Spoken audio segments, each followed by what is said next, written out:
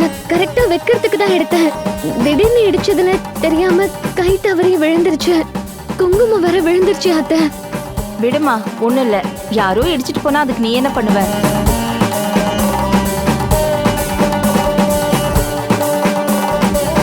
இன்னும் அதே டென்ஷன்ல இருக்காத. வா, சாமி கும்பிடு.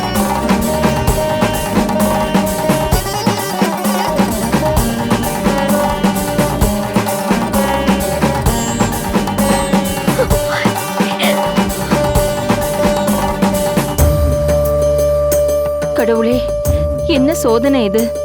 நல்ல நாளும் அதுவுமா? ஏன் இப்படி நடந்துச்சுன்னே தெரியலையே. ஒரு பாவமும் அறியாத என் மருமகளுக்கு ஏன் இப்படி எல்லாம் நடக்கணும்? எதுக்கு என்ன நீ இப்படி பயமுறுத்துற? தப்பா எதுவும் நடந்துடக்கூடாது. என் பையனுக்கும் தப்பா எதுவும் நடந்துடக்கூடாது. உன்னை நம்பிதான் இருக்கேன். நீதான் பாத்துக்கணும்.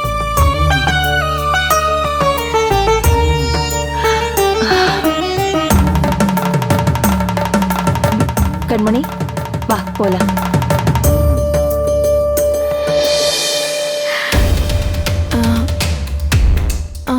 என்னாச்சு அன்பு? ஏன் எதுவுமே பேசாம அமைதியா இருக்கீங்க? இல்ல, ஒரு நிமிஷம். நீ இதை தெரிஞ்சுதான் பேசுறியா இல்ல தெரியாம பேசுறியான்னு எனக்கு தெரியல. எப்படி என்கிட்ட இப்படி ப்ரப்போஸ் பண்ணணும்னு உனக்கு தோணுச்சு?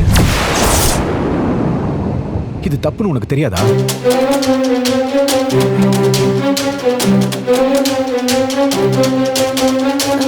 இதுல என்ன தப்பு இருக்கு? உங்க மனசுல நான் தானே இருக்கேன். ஏய், அது அப்போ. இப்ப எனக்கு கல்யாணம் ஆயிடுச்சு. உன் ஃப்ரெண்டு கண்மணி தான் எனக்கு மனைவியா இருக்கா. அது தெரிஞ்சு இப்படி நீ பேசுறியன்னு ஆச்சரியமா இருக்கு. ஆனா அது உங்க அம்மாக்காக விருப்பமே இல்லாம பண்ண கல்யாணம் தானே. அதுவும் உங்க 2 பேருக்கும் தான் செட் ஆகலையே. ஊருக்கு தானே நீங்க 2 பேரும் புருஷன் பொண்டாட்டியா வாழ்ந்துட்டு இருக்கீங்க.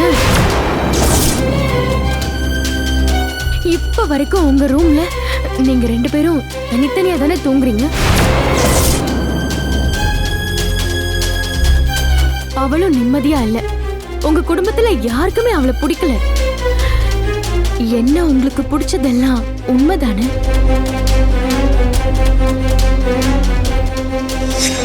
இப்போ தெளிவா கிளியரா சொல்றேன், கேட்டுக்கோ. இதை பாரு, உன்னை முழு மனசோட ரொம்ப ஆழமா காதலிக்க ஆரம்பிச்சிட்டேன். அப்ப அன்னைக்கு ஏய் வெண்ணிலா, அதெல்லாம் பழைய கதை வெண்ணிலா.